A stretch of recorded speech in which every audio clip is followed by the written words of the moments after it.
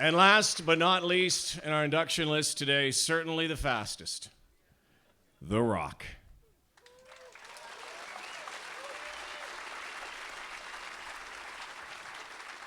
Outstanding left fielder for 6 Major League Baseball teams from 1979 to 2002.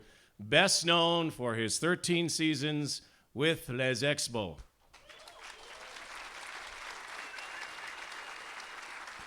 One of the best leadoff hitters, base runners in baseball history. He made his debut in 1979. Fan favorite because of his aggressiveness on the base paths. In the strike-interrupted 1981 rookie season, he batted .304 and stole 71 bases, then the second most ever by a rookie. Never forgotten by Expos fans, even as a career took him to the White Sox, to the Yankees, where he won 2 World Series rings, to Oakland, Baltimore, and Florida.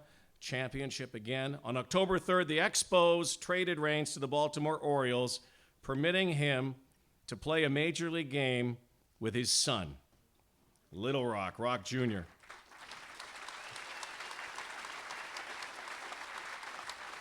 They became the second father and son team to play for the same Major League team, previously accomplished by those Griffey characters. Played his last season in 2002 with the Marlins, one of only 29 players in baseball history to date who have appeared in Major League Baseball games in 4 decades. Do the math. He's only 39. I don't know how he did it.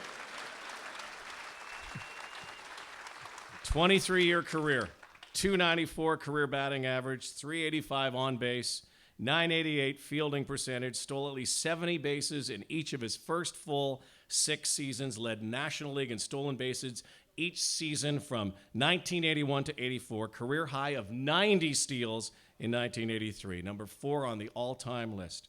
Batted over 305 full seasons, over 320 from 1985 to 1987. You can go on and on about all the numbers. I can tell you one thing, he was fast.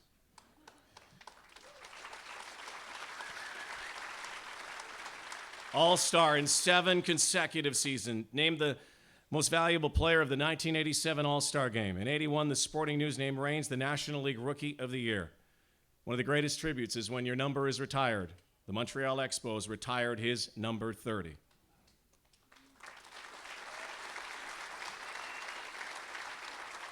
Toronto Blue Jays have hired Tim Raines as a minor league base running and outfield coach this year. I hope these players learn because they're learning from a legend. Ladies and gentlemen, a guy who is going to be inducted here, but also should be, soon we hope, inducted into Cooperstown. You deserve it, Tim Raines. Ladies and gentlemen, please welcome to Canada's Baseball Hall of Fame, The Rock, Tim Raines.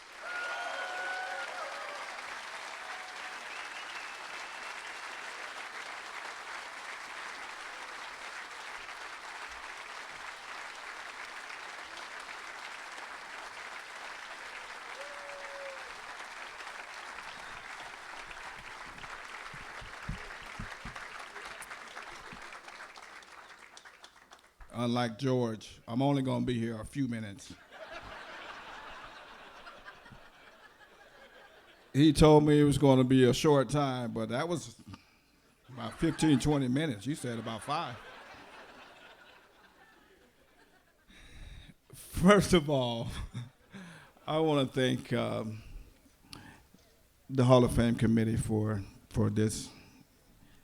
It's something that as a kid, you don't really think about.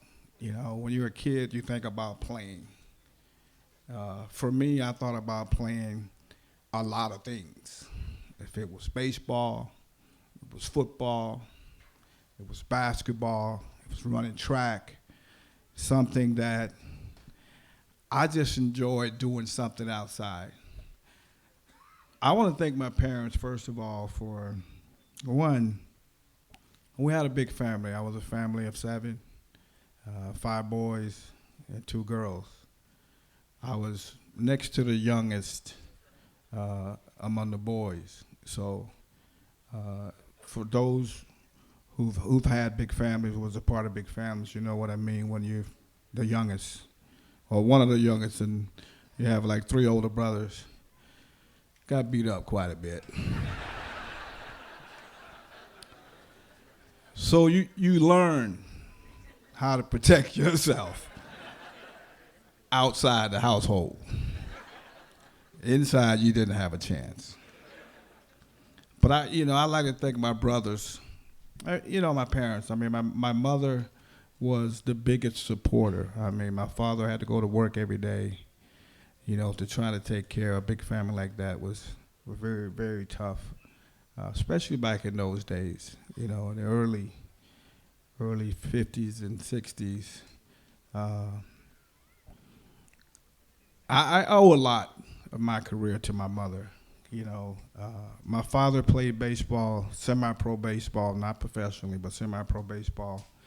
I had two older brothers that play in the minor leagues, Levi Raines and Ned Raines, Ned Jr.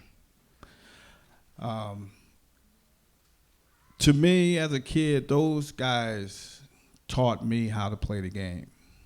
They never made it to the major leagues. I wish they would have. My father was a great player.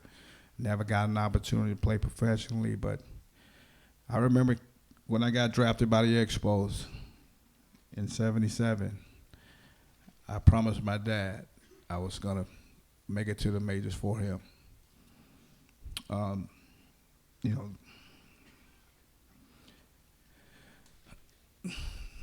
They weren't able to make it today, because of health issues. But I like to thank them with all my heart because, without them, I wouldn't have an opportunity to be here today.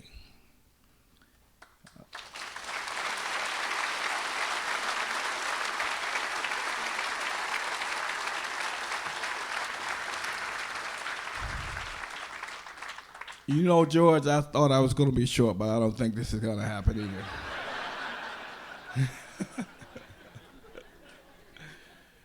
But I remember when I was drafted, my mother always told me, she was actually the one that kept us together as far as baseball was concerned.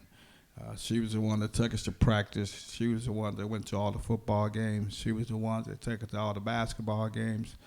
When I was a kid, I used to see guys on television, when their face was on camera, they always said, "Hi, Mom." Now I know what that really means. Because, sure, Dad was the man, but the moms was the backbone of a lot of us athletes.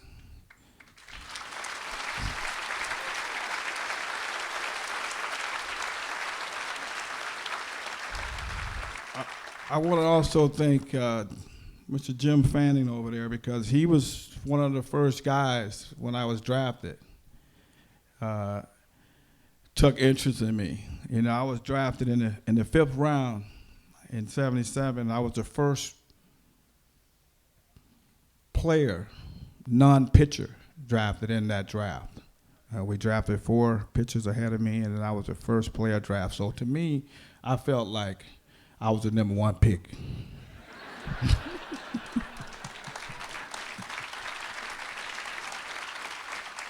Take nothing away from pitchers, but I was the number 1 pick. Jim was in the front office at the time, and for those of you who didn't really know that much about my minor league career, I was actually a second baseman. I see George laughing about that right now.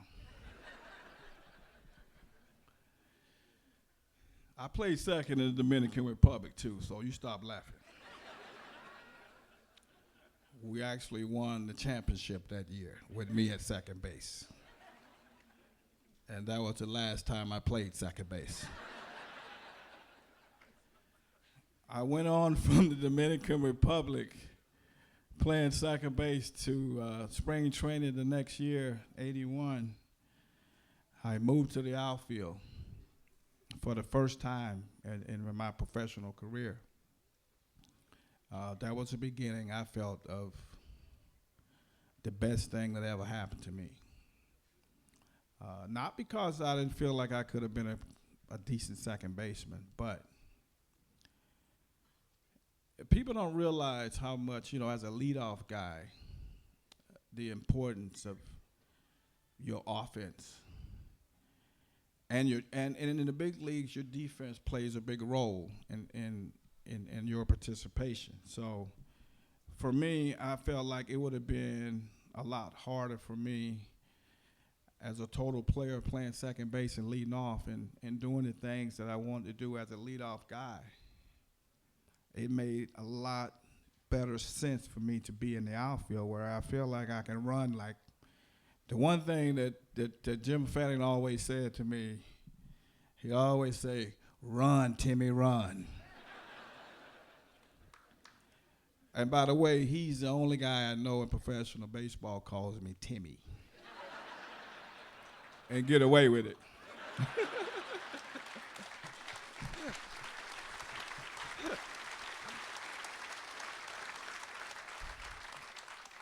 But Jim played a big role in my career. I want to thank him for that. I really want to thank him from the bottom of my heart. Not only Jim,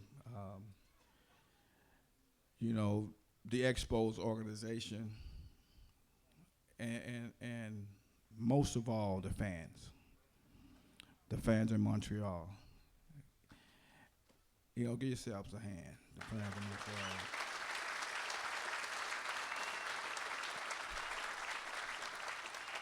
Montreal.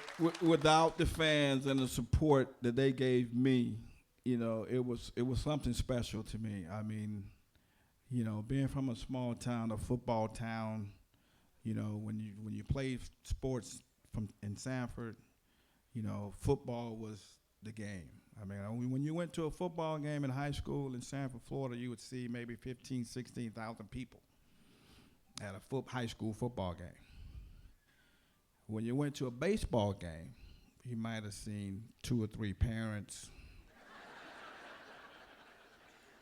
a couple of friends, neighbors, that wasn't really at the game. They were looking out the window. But, it was exciting. The game was exciting for me. But just, I felt like as a player, I needed someone cheering. It kind of got me, not so much made me a better player, but I just liked the noise. Like when you play golf, people always say, be quiet. But when I play golf, I want to hear people saying they can say whatever they want. They won't bother. It's not going to bother me when I hit the ball left, 50 yards, left, right, 50 yards. It doesn't matter. So you can say whatever you want to say. But I enjoyed hearing the fans in Montreal in the Big O.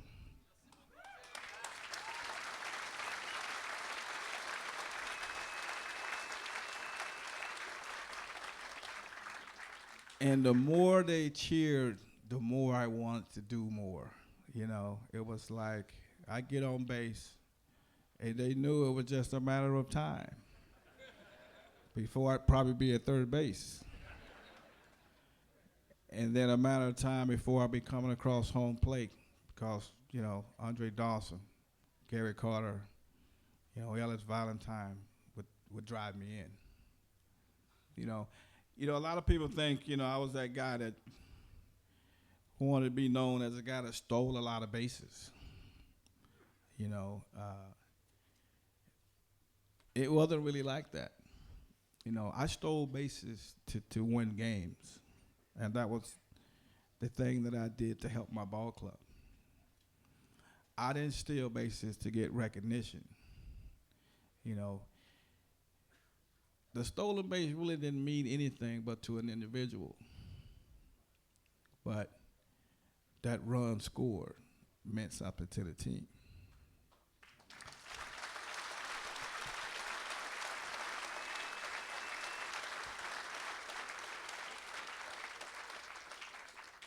For all those guys played with me, I see Steve Rogers here, a really good friend of mine. I haven't seen him in a long time, and it was great to see him yesterday when he came into town. It seems like yesterday. The last time I saw him, it seemed like we were still on the same field. I mean, even though it's been a long time, man. But you know, just to see guys from for me the wonder years. You know, for me, those were the wonder years. Playing in Montreal, playing in the Big O, Youpie.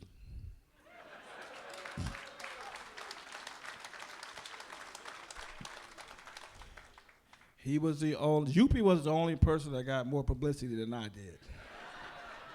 And that's the truth. There he is right there. That little Youpie, baby Youpie.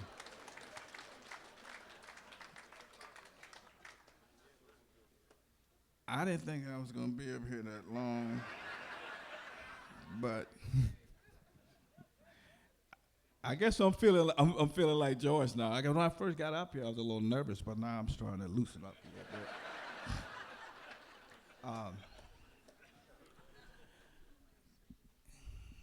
Montreal, it's still in my heart. It was unbelievable that last game in Montreal. I was at the game. I said a few words after the game. And I still want to apologize to the Montreal fans for not being able to speak French as fluent as you would have liked me to. Just saying, I'm a Florida boy, small town. A lot of those words just don't roll off my tongue the same way. So I apologize for that. But I were able to say a few words like bonjour, comment ça va bien, merci beaucoup.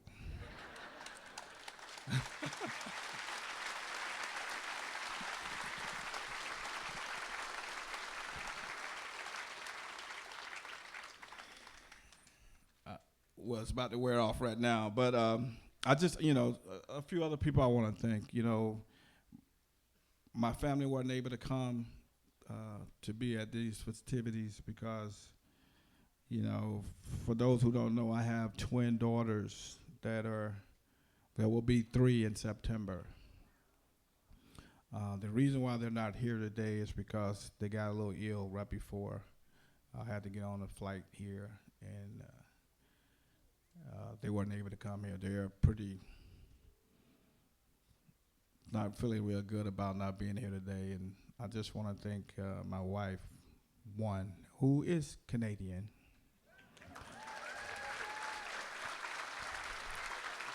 Shannon.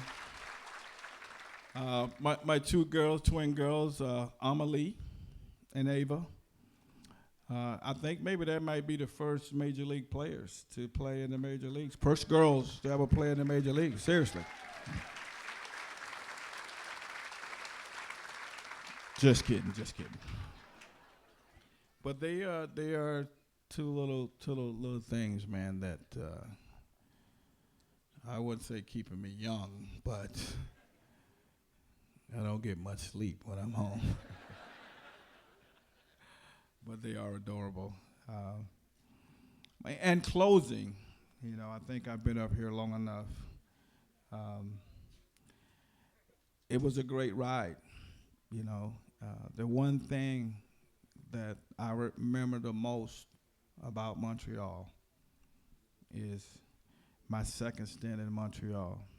Opening day,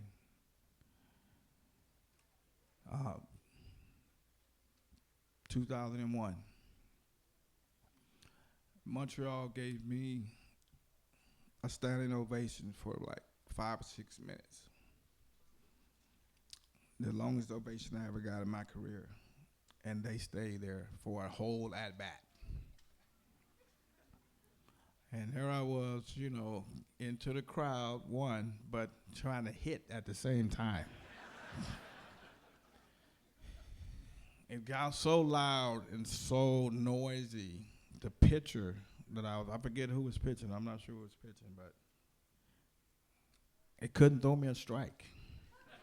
I don't know if he thought that they were cheering for him or they were cheering for me. I don't know, but I ended up getting to walk, but I mean that was, to me, that was the biggest thing, the biggest gift the fans could ever give a player is the recognition of all the time and the excitement over the years that I gave them. And I just want to thank all the fans. I know they're not all here today, but I want to thank all the fans in Montreal that I really, really, truly appreciate all the cheers and the support that they gave me in Montreal. And again, thanks everyone for being here today. Very proud of George and the Deuce and all the inductees today. I'm very proud to be a part of this year's inductee. Thank you very much.